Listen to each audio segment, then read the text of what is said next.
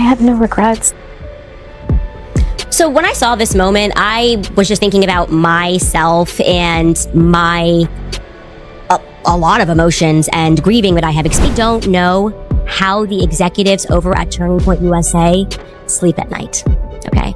I don't know how you can present yourselves as a Christian organization and not be dedicating yourself to the truth, no matter what the cost is. Word started circulating that before his death, Charlie Kirk had quietly admitted to Candace Owens that he was planning to run a secret DNA test on his kids, just to confirm what he had begun to fear. But when the results came back, they were nothing close to what he expected. The tragedy is that he never got the chance to confront Erica before everything unfolded. For a long time, it looked like Charlie took that truth with him into the ground. But now, Candace is raising the kind of questions people are scared to ask. Questions she insists can't be buried anymore. And the way things are escalating, it feels like Erica is willing to go to any extent to stay silent. Now the entire internet is wondering, did Candace just expose something real? Or is this the start of another public takedown disguised as the truth? Is kind of sending a message here that she's not standing against the people that are telling the truth. I said early on, if Erica Kirk asks me to be quiet, I will be quiet. She didn't ask me to be quiet, so I don't know what I'm supposed to. Before diving into the DNA test and what it could expose, there's something that needs to be understood first. Even with her intentions clear, Candace is being hit from every direction. And the most shocking part is that the loudest attacks aren't coming from strangers, they're coming from the one person who should be desperate to uncover the truth about Charlie, his own wife, Erica. And that's exactly what pushed Candace to her breaking point. According to Candace, Erica didn't just criticize her, she went as far as sending a letter straight to the judge, begging him to place a restraining order on the case itself. But Candace? A simple restraining order isn't enough to shut her down. She jumped on social media and boldly announced that if she had to, she would tear down every barrier to reveal how the people closest to Charlie treated him during the last months of his life. Candace even admitted that what she uncovered in just 1 week was powerful enough to bring the whole system crashing down. And then she dropped the line that froze her entire community. Charlie was betrayed by everyone. Those words hit harder than anything she had said before. And even though she'd spoken about Charlie's death many times, this time her followers heard something different, something deeper. Charlie was betrayed by everyone. It suddenly sounded like she was including Erica in that betrayal. And at that moment, the entire conversation flipped. The comments under Candace's posts exploded with demands for her to go public, to stop hiding any evidence she had. One comment rose above the rest, gaining over 2,000 likes, and it captured exactly how people felt. It sent chills down the spine of anyone who read it. The message is written on the walls, the ceiling, and the floor. If the truth burns everything to the ground, then let it burn. Let the truth out, Candace. And when Candace finally released the even more explosive receipts behind the betrayal she hinted at, social media didn't know how to react. Everything went silent. The revelations instantly put Erica Kirk and her entire circle in an extremely uncomfortable spotlight. But here's the interesting part. Candace may have been the one to spill the truth, but the public wasn't all that shocked. Erica's behavior since Charlie's passing has raised eyebrows from day one. People are wondering, is she really a grieving widow? Or is she acting out a storyline that was already prepared? And as the pieces start fitting together, Charlie's secret plan for a private DNA test doesn't seem so far-fetched anymore. Just look at the signs playing out right in front of everyone. Twice since Charlie's death, Erica has spoken about 2 different men in ways that made the internet stop. The first time was when she addressed Mikey McCoy, Charlie's chief of staff, the man everyone believed was Charlie's right hand. Her voice carried so much emotion that the whole room went quiet. She repeated, "Mikey McCoy is awesome." And that tiny moment turned into a massive debate online. People haven't forgotten that Mikey was the same man caught calmly walking away from Charlie seconds after the incident, phone pressed to his ear like he already knew what was about to happen. And then came the moment that blew up the internet. Erica Kirk and Vice President J.D. Vance sharing an embrace on stage at an event meant to honor Charlie's memory. The irony was impossible to ignore. And the wildest part? just seconds before that controversial hug. Never replace my husband. No. But I do see some similarities of my husband in JD. And Vice President JD, yes. She could have said it in a softer way, calmly, neutrally, just highlighting Charlie's character without making it seem like she had emotionally moved on overnight. And it's this strange pattern of reactions that has people asking the real question. If she shifted this quickly after Charlie was gone, then what exactly was happening behind closed doors while he was still alive? What could have been so serious that Charlie felt he had to uncover the truth on his own? And then came the twist no one saw coming. You already know that the defense in the Tyler Robertson case pushed hard to keep cameras out of the courtroom, claiming it was the only way to ensure a fair trial. But when Erica was asked about it during her latest interview with Jesse Waters, she didn't just disagree. She argued that banning cameras was unfair because the public deserves to see everything. But what she said right after that is what sent Candace into shock. Erica claimed she personally reviewed the entire case file and believes the investigators captured the full truth of what happened to her husband. She even said the details were so brutal that she wanted the entire world to witness them. That single statement blew the debate wide open. According to public sources, this story has surged across online platforms, drawing massive attention. Our coverage reflects only what the public is already discussing, without confirming or making claims about anyone's private life. All details here are for entertainment and commentary purposes only. This wants to ban cameras in the courtroom. How do you feel about that? There were cameras all over my husband when he was murdered.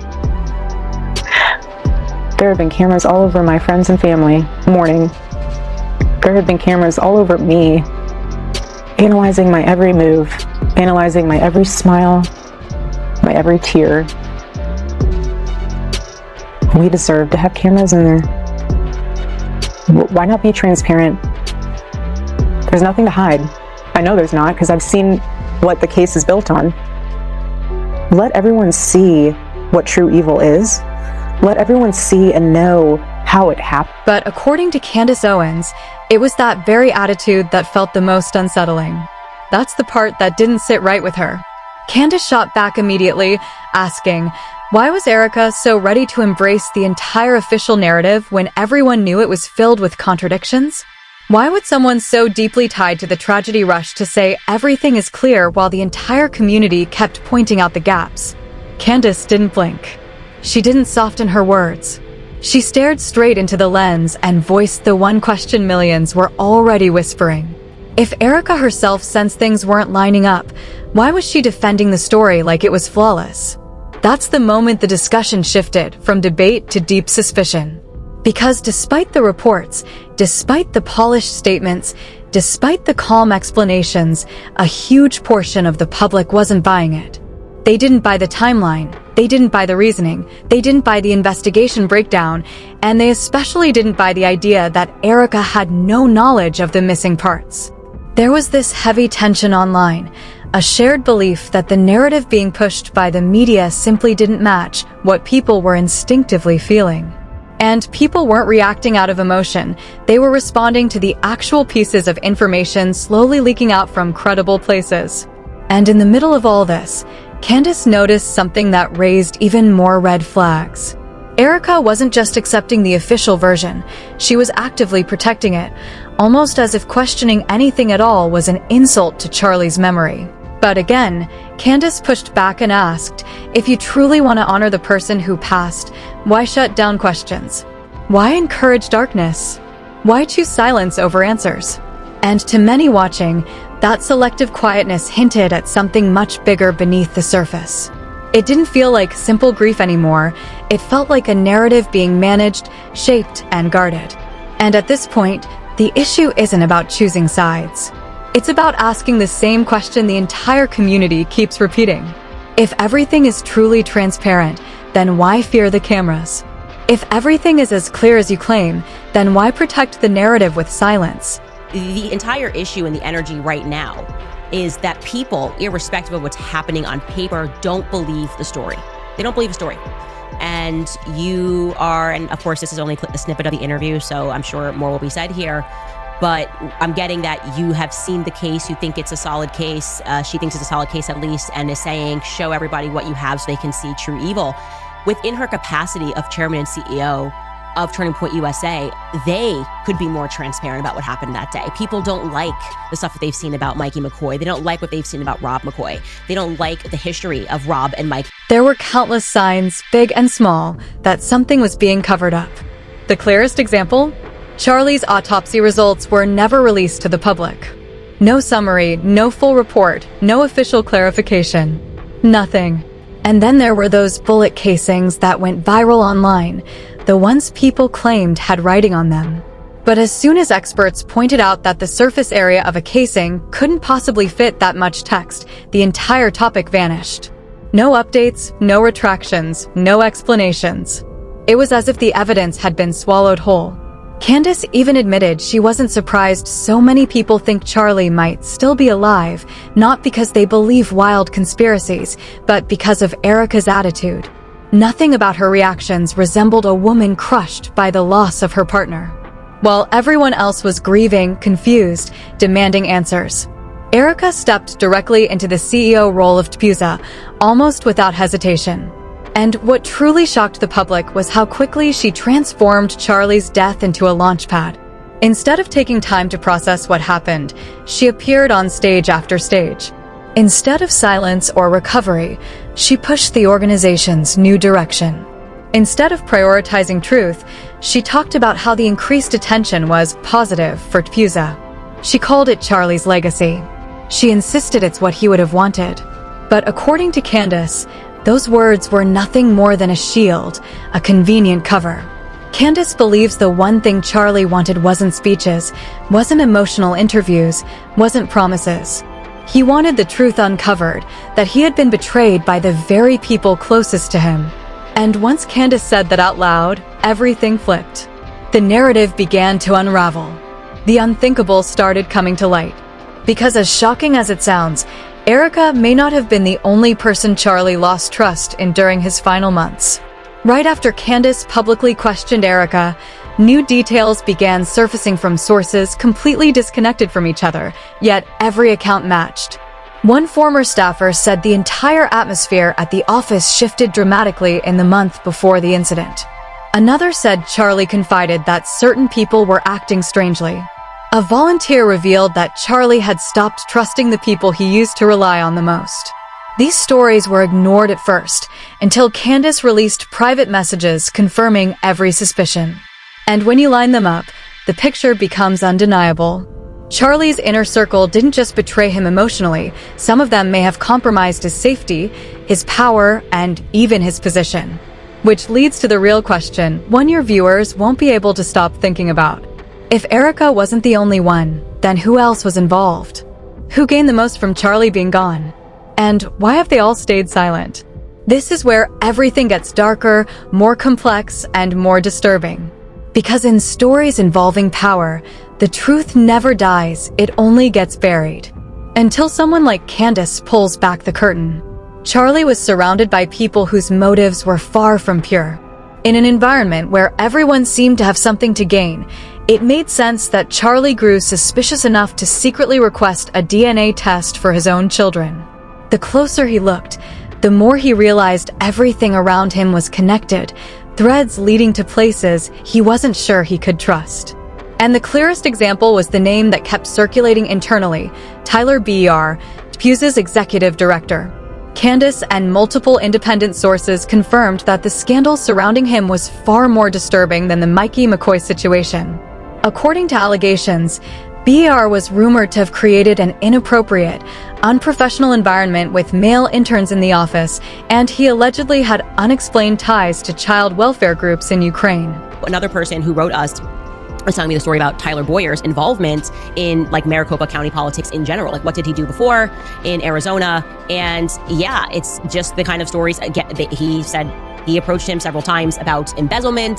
Tyler was hooking up with young male interns, young male workers, and he didn't even care. He's like, I would go on record because all of this happened, and I had proof that all of this happened, and everybody knows about Tyler Boyer at Turning Point USA. It's like an absurdity. But this is the person that is putting people into places of power at Turning. He was the one who quietly built influence for the leadership teams behind the scenes. And if these allegations hold any truth, it raises massive questions about who really shaped the circle around Charlie. Did Charlie even realize just how murky the people he trusted had become? And if those closest to him were hiding such deep secrets, it suddenly makes a lot more sense why Charlie might have struggled to fully trust Erica. What baffles the public is how Erica has stood firmly by these controversial figures. Despite waves of negative headlines and mounting accusations, instead of creating distance or demanding transparency, she's doubled down, supporting them fiercely as she stepped into leadership herself. That begs the inevitable question, why is Erica so fiercely protective? Are her loyalties purely personal? Or is there something far more complicated beneath the surface? As the story unraveled, people started wondering, could the betrayal Candace keeps talking about be even darker? Not just about power and influence, but about family, about children, about the silent suspicions Charlie carried deep inside. Because when a man is caught between pressures from sponsors, his own beliefs, a battlefield of messages, and secretive people all around him, it no longer sounds far-fetched that he'd feel the need to verify the most intimate part of his life, his own children. Looking back, many noticed a strange pattern. Charlie grew wary of key members around him. He shared messages filled with doubt, exhaustion, and mistrust. Then, quietly, he took a secret DNA test. None of this happened in isolation. It unfolded in an environment where those supposed to support him were acting suspiciously. And the one person who should have been his rock, his partner, kept siding with the most controversial figures. That's why Erica's betrayal story is never just about romance or suspicion. It's part of a far bigger picture, a tangled web of power, influence, and misconduct that Charlie may have been trying to expose before everything fell apart. And when Candace says Erica wasn't alone, people started to see what they didn't want to face. The betrayal wasn't from one corner, it came from many. Now, the burning question isn't just if Erica betrayed Charlie, it's who else? Who else gained from both their silences? The scariest part isn't just what's hidden. It's how fast Erica and Puza reacted once Candace began asking questions. The restraining order? It felt like a planned move. Before Candace could respond, legal threats, defamation warnings, and reminders from Puza about sensitive topics hit her like a storm. It all happened so fast, so perfectly choreographed, that many are left asking, why would a grieving widow and a Christian conservative group respond like a professional crisis management team? But when Puza supporters saw this, they flipped the script, pushing back by amplifying Candace's story across social media. Dozens of viral posts painted Candace as unstable, out of control, even suggesting postpartum depression. It's an easy story to spread, but it's also dangerous because it's designed to destroy Candace's credibility before she can say another word. Ironically, their fierce reaction only made Charlie's secret suspicions feel more believable. Because what screams truth louder than attacking the one person trying to bring it all to light? And what's even more chilling to watch is Erica's media game. She constantly frames Candace as the problem, blaming her for the chaos and tension. But here's the question the public can't shake. If Candace is the real issue, then why did Charlie secretly order a DNA test in the first place? No one does that without a reason. No one orders a secret DNA test when everything is fine. No one does it without a reason to be suspicious. The truth is simple. If Charlie had truly trusted Erica, none of this chaos would exist. That's why things around Erica are so explosive right now. The restraining order, the legal threats, the smear campaigns against Candace, the sudden flood of concern about Candace's mental health. This isn't just a debate. This is a full-blown war for control of the narrative. And when you break down the timeline, it all becomes crystal clear. Step 1. Candace asks tough questions about the case's glaring inconsistencies. Step 2. Days later, the restraining order hits. Step 3. Threats of lawsuits start flying immediately. Step 4. Social media erupts with waves of posts trying to discredit Candace. Step 5. The story flips from focusing on the truth about Charlie to painting Candace as the problem. Some say the show's Pusa is terrified of something. Others think Erica is protecting her own image at any cost. But most people watching are thinking the same thing. If there's nothing to hide, why is everyone scrambling to silence Candace? And the question that sent shockwaves through the entire community was the last one Candace dared to ask. If the DNA test is the reason Charlie couldn't face Erica, is what that test revealed the real reason they wanted Candace silenced? That was the moment everyone stopped. Not because Candace was too bold, but because she asked exactly what everyone was thinking, but no one wanted to say aloud. Because if Charlie was suspicious enough to secretly take that test, and if the results were nothing like he expected, that's a bombshell. A bombshell anyone desperate to protect their secrets would try to bury forever. That's why the attempt to silence Candace wasn't some random reaction. It was a calculated defense, a move by people who know that if the truth ever comes out, everything they've built will collapse. According to public sources, this story is lighting up online communities everywhere. We only report what the public is already talking about, without confirming or speculating on anyone's private life. All information is for entertainment and commentary only. If you want the truth to come out, hit like. If you believe there are more secrets waiting to be uncovered, leave a comment. Silence is an answer too, but don't be silent here. Thank you for watching.